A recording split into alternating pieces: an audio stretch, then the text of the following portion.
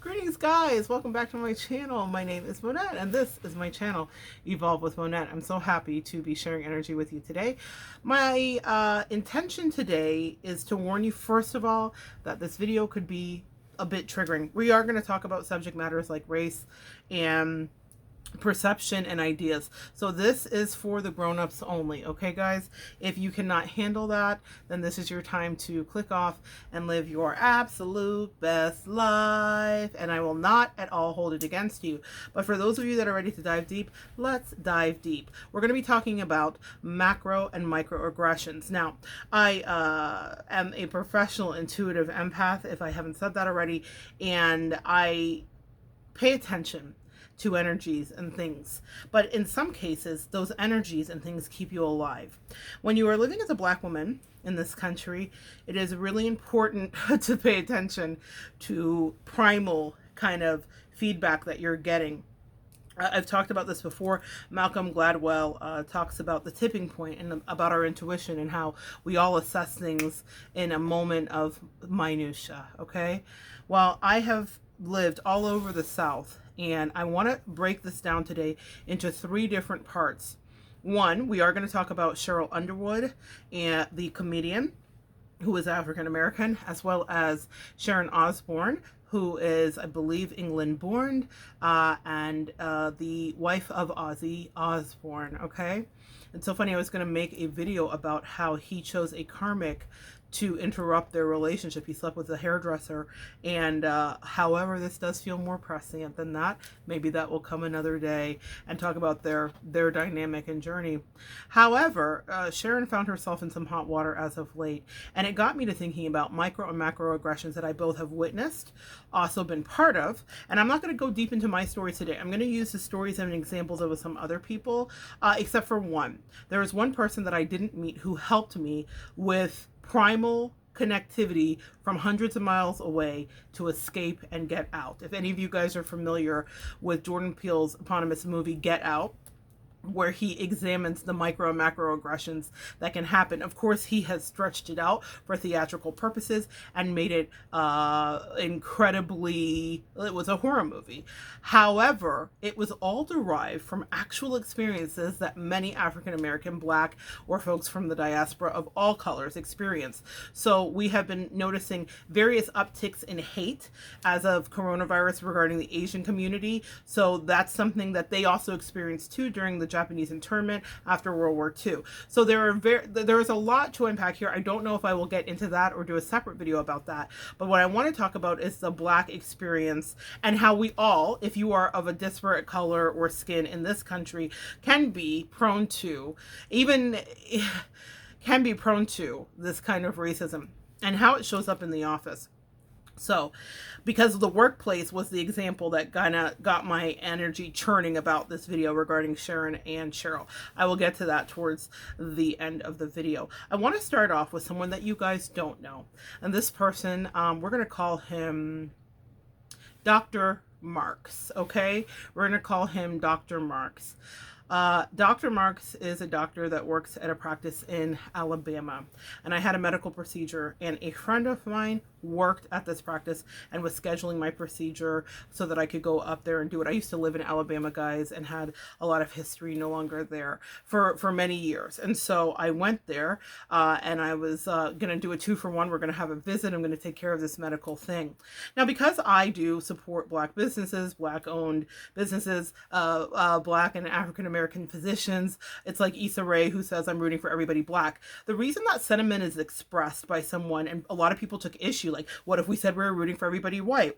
Well, the premise of racism as America is set up is that the rooting for everybody white is what was naturally and normally always done. That's why there is this kind of empowerment of like support communities and small businesses that are of minority period, not just Black or white, but support minority businesses.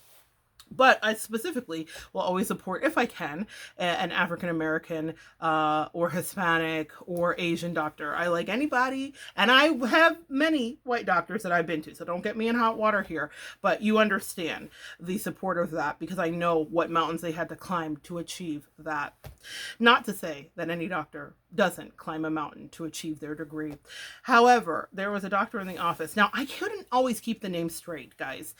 She talked about all of the doctors, and there are different personalities, and she ended up scheduling me with someone who was not the African American doctor. I wasn't sure that there were a few or 3 or 4, but upon doing some research later, before I went, actually, I did the research, and I thought, this is interesting. This is like over a year and a half ago, okay?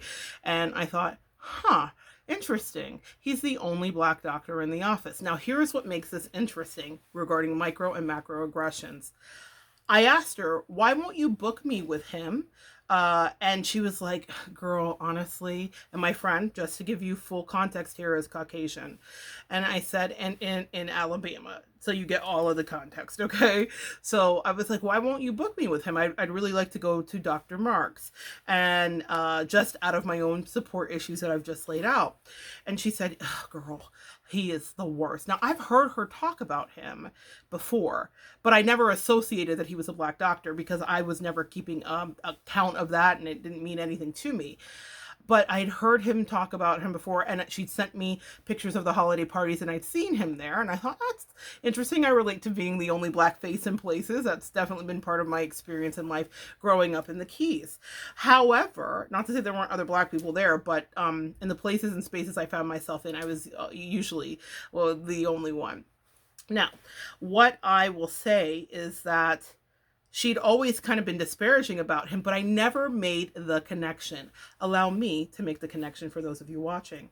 She said that he was kind of curt, mean, and didn't really intermingle with the ladies in the office. Well, there were only Caucasian ladies in the office. That's not to say that we don't intermingle with Caucasians, but I am going to give you the history and help you understand what was going on there. I said, okay, so he's a mean doctor. All doctors have reputations for various kind of cantankerous behavior, right? This is true of any doctor of any color. She also said that he was greedy. This was particularly interesting. Kind of reminded me of Obama doing book tours and everybody on the right having a whole meltdown when George Bush and Senior Bush and Jimmy Carter and everybody had kind of done these things. Maybe Jimmy Carter probably took the least amount because we know the energy that Jimmy Carter arrives with, which is this whole humanitarian energy. However, it was this idea that Obama shouldn't get paid, but the other presidents, it was absolutely fine for them. Why do you think that happened? After everything we've just gone through in the last 4 years, and then especially at the beginning of this year on January 6th with the insurrectionists at the Capitol, there are 2 different United States that we're living in. As Donald Glover famously said, this is America. So Dr. Marc's is mean, and Dr. Marc's is greedy. And I asked her to explain why and how is Dr. Marc's greedy? I don't understand. Well, he turns over the patients really quickly. It's like he doesn't even really spend any time with them, and he's just turning them over quickly. So clearly he's trying to make more money. That was kind of her explanation to me. I said. I was listening to her. I thought, interesting. So Dr. Marc's is aloof and mean, and Dr. Marc's is greedy. And she said, essentially, we all just kind of avoid him because he doesn't really talk to any of us anyway. I almost want to play the Jeopardy music. Can any of you guys put on your thinking cap, or is it Blue's Clues? Put on your thinking cap and think. Why on earth would Dr. Marc's, growing up in the Alabama, steeped in racism, to this day, actually still segregated schools, be apprehensive about mingling with a group of women that he has seen the history of could go left for him? Now, I'm going to give you the full history here because I do my research. And because she showed me the pictures. Dr. Marc's had a Caucasian wife, right? And zero offense taken at all. That is I totally get it. I date, and my husband, you guys know, is Caucasian. So this was not anything that was a bad or a drawback to me. But I started to think about his journey, and then I did a bit of remote viewing and a little bit of psychic detective work, and I asked God to kind of show me what his childhood was. And he didn't necessarily splay the whole thing out before me, but I did get a specific vision of him being bullied and having a group of a few kids throwing something at him. I don't know if it was a rock or whatever, and I said, am I transporting Forrest Gump to Dr. Marc's? Right? But that was kind of the vision that they gave me. Now, all of us have been bullied. Like, all have sinned and come short of the glory of God, right? No matter what color, we all have had a bully or someone bully us. But I saw his head bleeding, and I thought, whether this is actually something that I'm envisioning and seeing, what I got was Dr. Marx knows up close and personal the pain of racism. Now, here's what's interesting regarding the micro and macroaggressions. And I saw other things too, and I won't get into a deep dive in his life. That is his business. However, I do want to address this. Dr. Marx is greedy. He turns over patients quickly. One of the things that my mother told me growing up is, Monette, you have to be 3 times as good as anybody to even be seen, that is Caucasian, as half as good. Seems like a warped thing to tell your kids, but in the last few years, all of us have heard about the talk that Black parents have with their sons and their daughters when they are 16 and of driving age to keep them alive. It is a very different talk. In fact, that talk I don't even think exists, according to a lot of my Caucasian counterparts and white friends, that we've talked about this, and it became a national conversation over the last couple years with the prolific, horrific, horror movie style murders and killings of so many Black men and women. Breonna Taylor, Sandra Bland, George Floyd, Philando Castile. We'd be here all night if I named them all. So, what I want you to understand about this is that Dr. Marx, and I know that seems like a big hop, right? Dr. Marx definitely had that talk from his parents. In order for him to achieve the heights of education that he did, and I will talk about the heights here shortly, that he did, he had to really put his head down and go to a college in Alabama steeped in the deepest of racism. Alabama was the state where Martin Luther King couldn't even make a difference, where they almost strung him up and killed him, and it took actual intervention in order to get him out, I believe from the National Guard and things like that. It was insane. And he had made a sweeping change all across this country, as we know, with Dr. King. But Alabama, that always stood out to me when I was there. I remember I'm in a state where Martin Luther King couldn't even make a difference. I often had people that were concerned about me, sometimes Black people, asking me, what are you doing here, girl? You don't belong here. And they were Black. They were trying to save me because I did not understand the rules. We're going to get to that in a minute with another Cheryl, not Cheryl Underwood. So I didn't understand the primal energy of it. So Dr. Marx is greedy. Back to that, yeah? Because he turns over patients faster. No, Dr. Marx has a work ethic that was instilled in him. He didn't have a choice to be a slacker or a half-ass anything. In order for him to get to where he got to, he had to bust his butt. And also, what are one of the tropes and the macroaggressions that is laid at the feet of African American people from Jim Crow, slavery, and beyond days? Is that what? They're lazy. Why was Dr. Marx working so hard? Because he did not want to be perceived in that office. And I'm not saying he didn't like money. And homie had every right to like money. Is he not a doctor like the rest of the doctors that get paid? So if he was doing it because he wanted to make more money and he was just a greedy, hungry hippo for money, okay, that's still his business, as Tabitha Brown would say. However, I just intuited, and anybody that is African American or a minority can understand, you do not want to be perceived when you go into a corporate America, a medical facility or workspace, as lazy or the lazy one. So you may overcompensate. That's how I intuited what she said. I thought it really peculiar that that was her assessment. But as much as this was my friend, she later disclosed deep racism and aligned with someone deeply racist. So I wasn't surprised. And they sat next to each other. So there's something there too about birds of a feather and the assimilation of energy, because I didn't know that she was as racist as she was until she literally told me with her face and her energy and her behavior. But that conversation was the beginning of me seeing the tipping point and understanding, oh, so it's not just your parents that watch Fox News and ingest that and believe everything and have their feelings that you're doing a favor for your nice Black friend. It is also your own belief and your co-parts and counterparts' belief. But those counterparts all worked in the office. A bunch of chickens clucking. But that was what they thought of Dr. Marx. He must obviously be greedy. They didn't understand the psychology behind it, is that he didn't want to appear as lazy. Dr. Marx is mean. Let's address that. Wow, 14 minutes in. Dr. Marx is mean. Here's the deal with Dr. Mark's being mean. Was he mean, or was he careful not to, I'm hearing the Bible verse, flee the appearance of evil? Flee the appearance of sin. What I mean by that is the great original sin in the South is to be too chatty with a Caucasian white woman. And yes, it is 2020, or it was 2019, or whatever year it was, in the last few years that they have worked there. But still, I promise you, that was in his head and his energy as a black man. Even with a Caucasian wife, he still was like, I need to mind my P's and Q's when I'm at this office. That never occurred to those people, to those ignoramuses. Dr. Marks is mean. Dr. Marks doesn't chat with us much. Dr. Marks turns over clients too quickly. He's really not that good. So I thought, let's fact check really not that good. Okay? Because I didn't get to utilize him. I had another doctor, a Caucasian doctor, who did a brilliant job on my procedure. I have not a single complaint. But I went to look at the makeup of the business, and I want to show this to you, but I won't, only because you'll be able to actually see his name, and I don't want to do that. But it literally, he's the only black doctor there amongst the physicians. I'm gonna see if I can just flash it real quick. Oh no, you guys probably can't see that. Okay, well that's good. You probably weren't supposed to.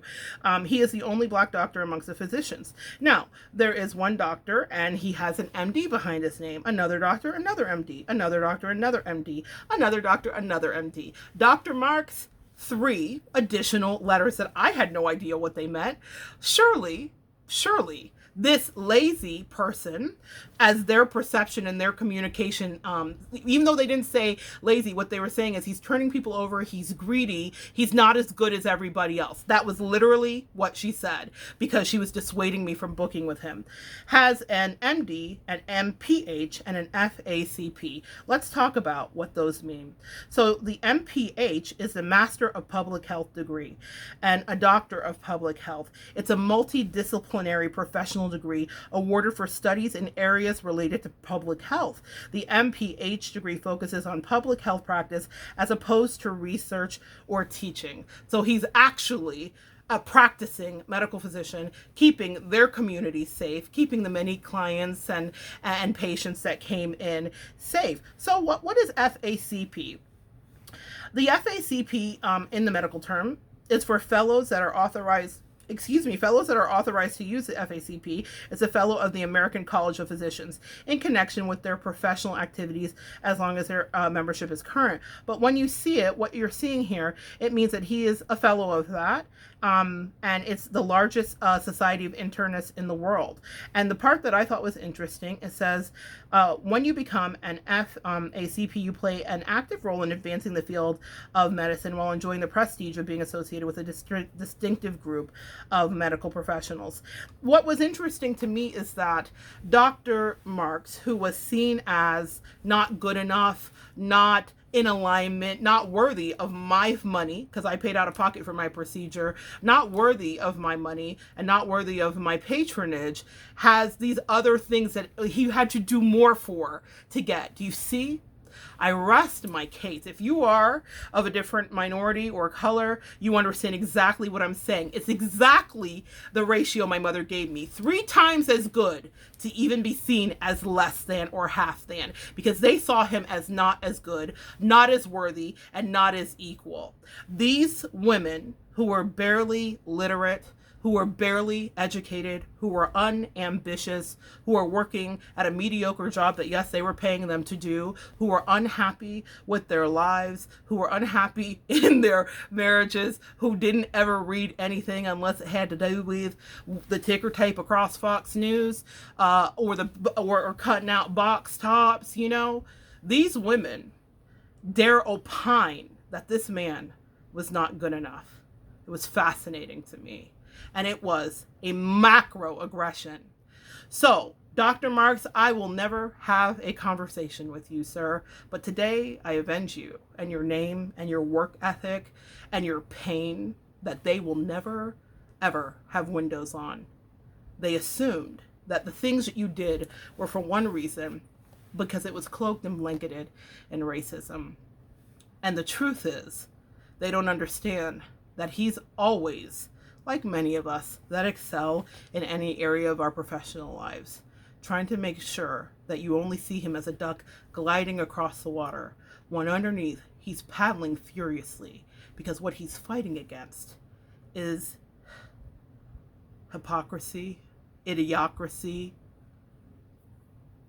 inept, full out trains of thought, stunted growth, and institutional steeped racism. That South racism is a deep fried, Southern born and bred, and that's his home. Sweet home Alabama. Blood running through his veins as red as the clay. But that's what those Caucasian women, a group of them, who knows how many, all had to say. Not on my watch. He'll never see this video. He'll never know about these gossip mongers that had so many opinions about him without ever understanding what his real plight was. Could he have been an asshole, guys? It's entirely possible. We don't want to walk around with chips on our shoulder. But the next thing I want to say is, did he have a reason to be? Yeah. And the truth is, it wasn't that he was actually being an asshole. It's that he was dealing with those clucking chickens, with their opinions, who don't have a fraction of his intellect, willpower, or tenacity and temerity to get through what I know for sure had to be many years of slight, overt, and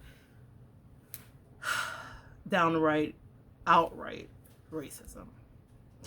Moving on. So the energy that I want to get into here is moving into Cheryll Underwood, okay, and Sharon Osbourne. What I want to talk about is what we all saw on daytime TV, which was a meltdown of epic proportions that resulted in Sharon Osbourne getting a $10 million payout to leave her job, right? Why did that happen? Well, we're going to roll this back. And this is getting very meta here because I will be making a video, and I've been talking about it regarding Meghan Markle and Piers Morgan and how that blew up into a whole situation. So it's going to be a little tricky, but what happened was Piers Morgan went on a racist screed and rant against Meghan Markle.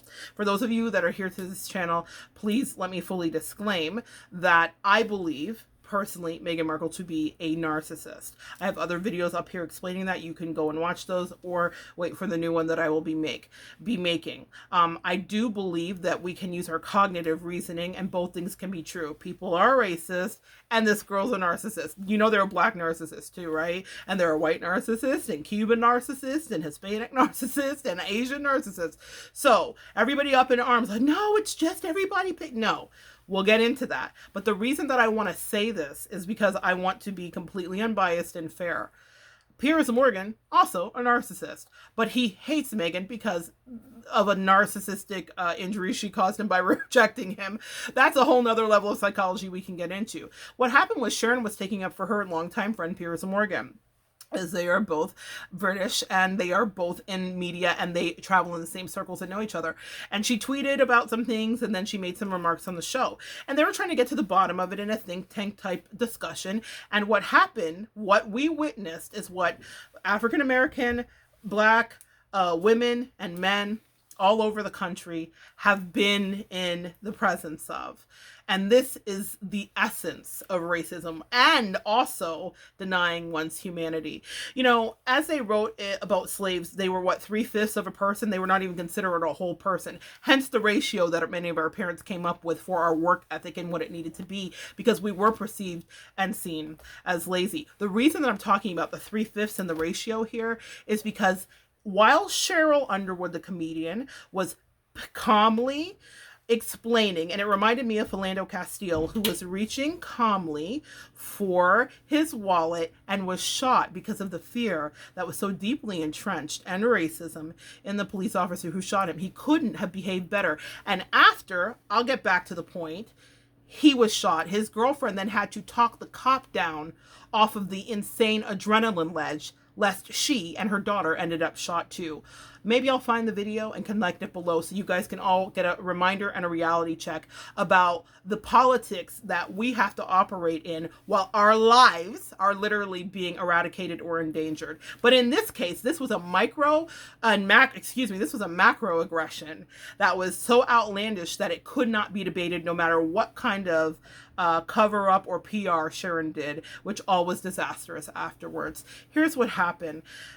She was getting upset because she said she felt like she was on the electric chair and she was going to be, fried because she was sticking up for her friend Piers Morgan, who they were trying to explain, please understand that Piers is also being racist, which I also agree with. Piers as well as the Taliban. What I will say here is that Cheryl was calmly, passively explaining to her a thing. Now, if you are a Black woman watching this, you have been in the position of having to stick up for yourself when you're a baby being emotionally bullied or something like that in a workplace, and then having your bosses pull you aside later and saying, whomever felt accosted. I literally had a client who was dealing with that today and actually trying to upheave her life and change positions because she's the only Black person working in an office and she's never allowed to express herself whilst everybody else is. I've had that experience personally in my life where you're provoked and provoked and provoked, but when you speak up, because they have natural inbred fear for us as Black people, it's accosting, it's not speaking up, it's anger, it's over the top. We just are colorful. And also, we're just as human as you with the same level of emotions and range of emotions that you have, as was shown in that moment. The difference is we are not allowed to exercise it. For example, Cheryl and Sharon. What happened when Cheryl was explaining to her, this is what happened, and I'm just trying to understand, do you get what's happening here, Sharon? She literally did what Black people have. This is kitchen table talk, so this may, I don't know if I'm even monetizing y'all.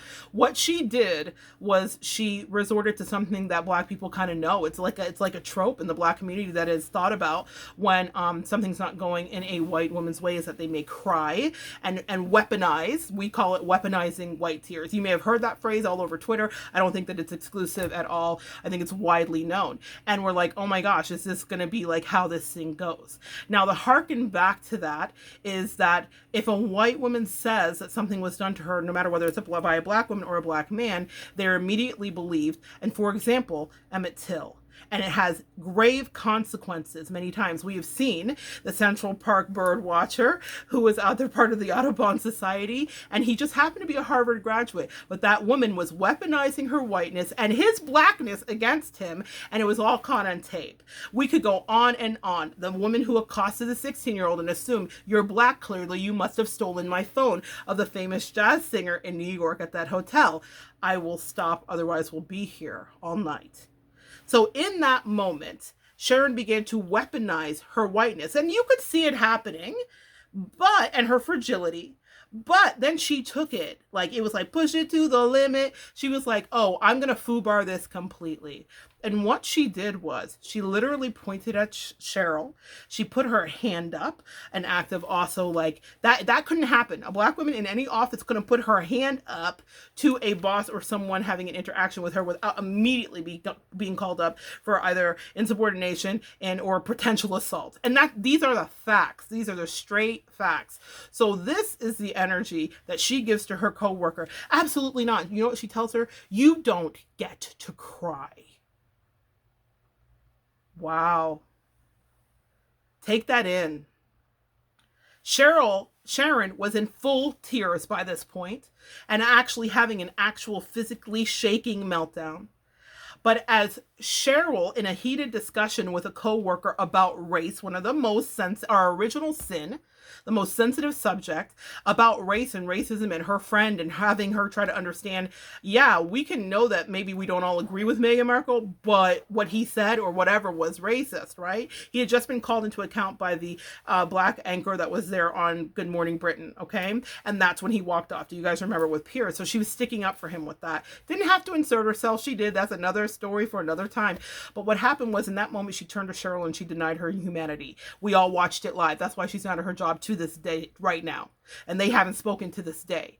Because while Cheryl was there doing the Philando Castile, speaking up for herself, being calm, moving slowly, not raising her voice, her hands, she had to have full range capacity of all of her functions and emotions. Sharon, in all of her indulgence and entitlement, turned to her and said, don't you dare, is what she said, try to cry. Why? Sharon, you're in full tears. You're upset. There are heightened emotions here. Oh, I just got a buzz on the top of my crown chakra. That pissed me off. That pissed me off, y'all. I don't even know what other way to say it. I'm totally biased. I told you this was a trigger warning. When I watched Cheryl have to reel back in her emotions, lest she be thought of as the aggressor, the accoster, the violent person attacking this poor older white fragile lady who had just bitched her out on national TV because she was saying, ma'am, friend of mine. Cheryl even said to her, I've considered you a friend. So as a friend, I'm trying to talk to you to help you understand that maybe your friend might be racist. Oh God, can I relate to having to explain to other white people that want to be oblivious and purposely blind that someone around them is absolutely toxic, but they don't see it until they assimilate and start to be it. See story 1. What I will tell you that happened here with Cheryl is that Cheryl knew this friendship is done. 1, Sharon may not have understood the gravity about what was about to happen, but now we can't unsee what happened.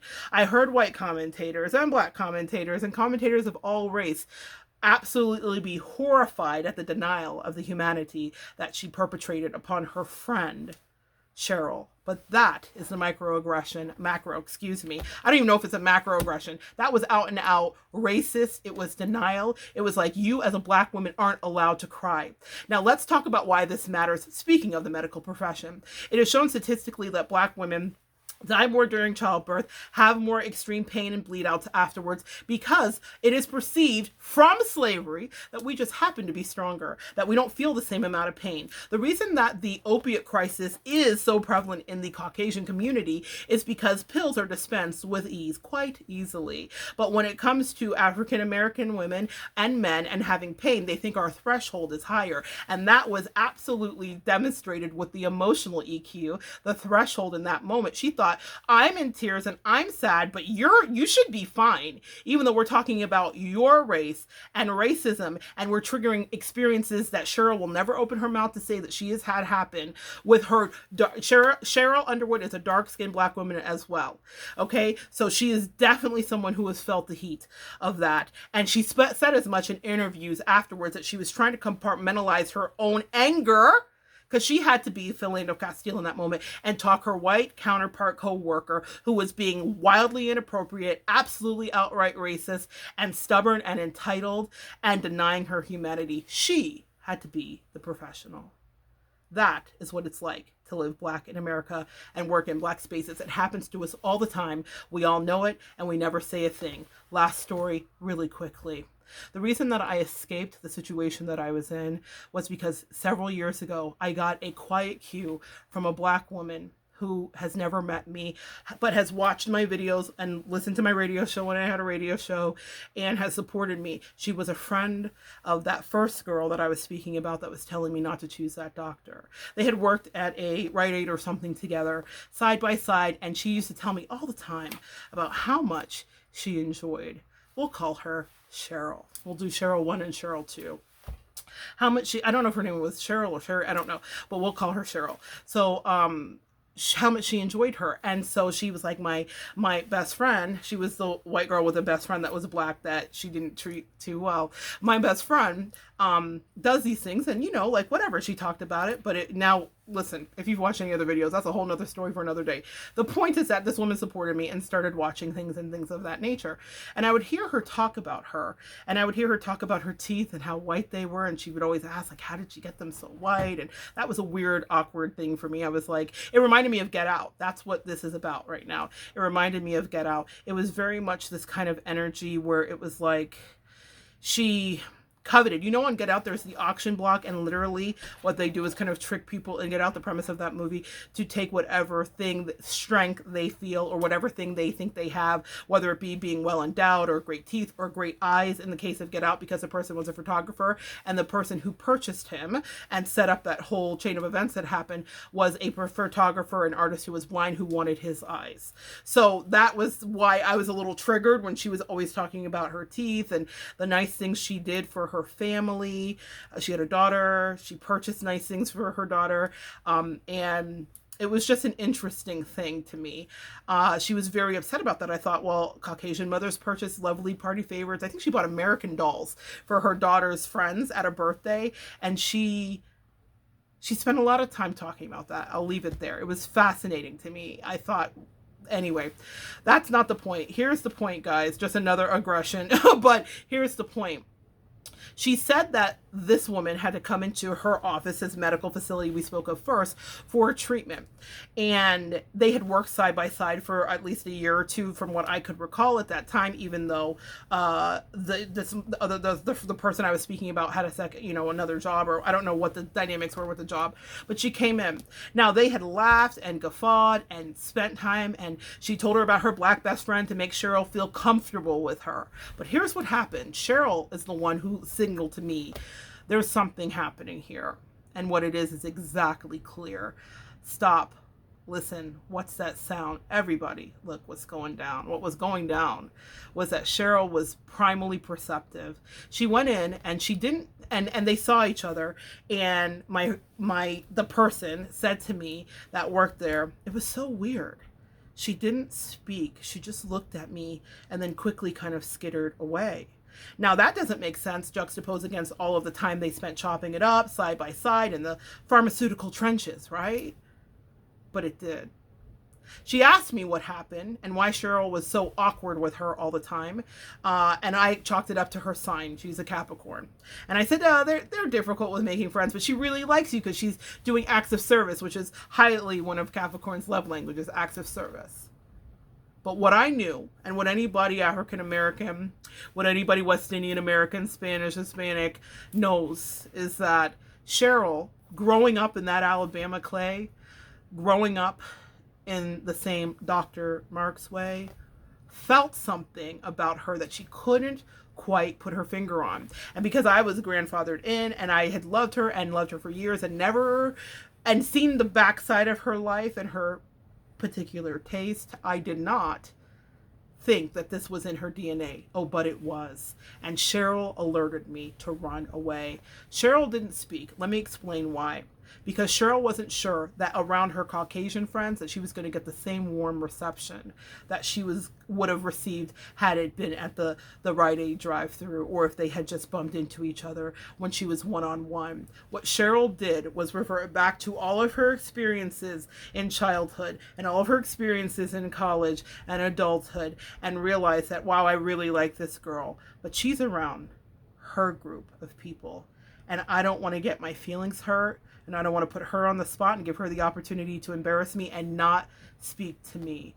My friend, Caucasian, unaware, and obviously racist, did not understand what was happening. But as a black woman, I did. What Cheryl had done was a thing that happens with black people all over. I used to think it was just the South, but it's all over. When you're walking and seeing each other, but especially in the South, there is a nod. There's a nod. There's an acknowledgement. You know why? Because in Jim Crow, we couldn't lift our gaze. And when we were talking to someone Caucasian, we had to avert our gaze. So eye contact is something that was a privilege. And so we always made sure to give it to each other, and still do to this day. If we walk into a room, even if we don't speak, we acknowledge, I see you. I see you, person who looks like me. I know what some of your struggles may be if we never speak a word. And I lift you up. It's a head nod. Hey. Cheryl did not speak back to her because she didn't know what was going to come back her way. And when she did that, it alerted me that I needed to run, rabbit, run. Ain't no fun when the racist has got the gun. I think that's a lesson we've learned the hard way. It was simple. I will never meet Cheryl. She will never see this video. I can never thank her, but she let me know something dangerous this way comes. You couldn't have paid me to think that the person that I called my friend so intimately would align with someone so racist, would lie, would do all the things she did. But just with that one primal thing, Cheryl not nodding back, not speaking to her, and not trying to interact, she said a mouthful. I don't trust her fully, but I sure do like her. Oh, Cheryl, I used to be able to relate because it's flipped for me. I don't like her at all. And I don't trust her.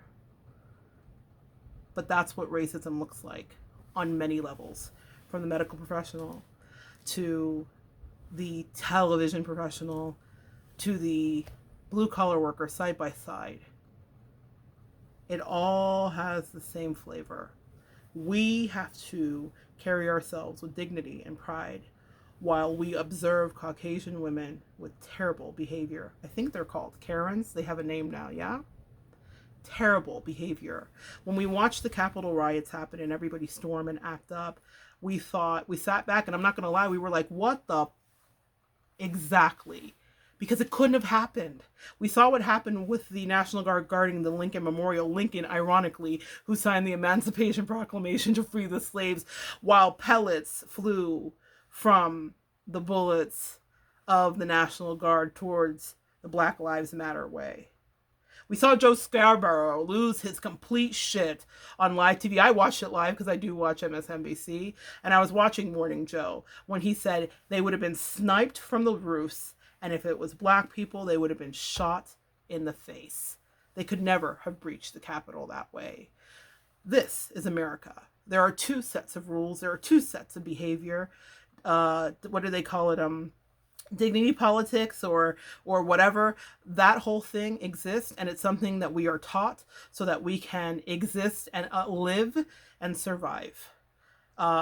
So when you see a black doctor, support him because you don't know what he had to do to thrive. When you see a television host that looks like Cheryl Underwood, send some happy Twitter energy her way.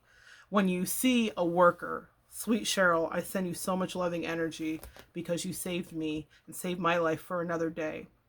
You helped me to understand what I was really dealing with, even though I didn't know how deeply I was immersed.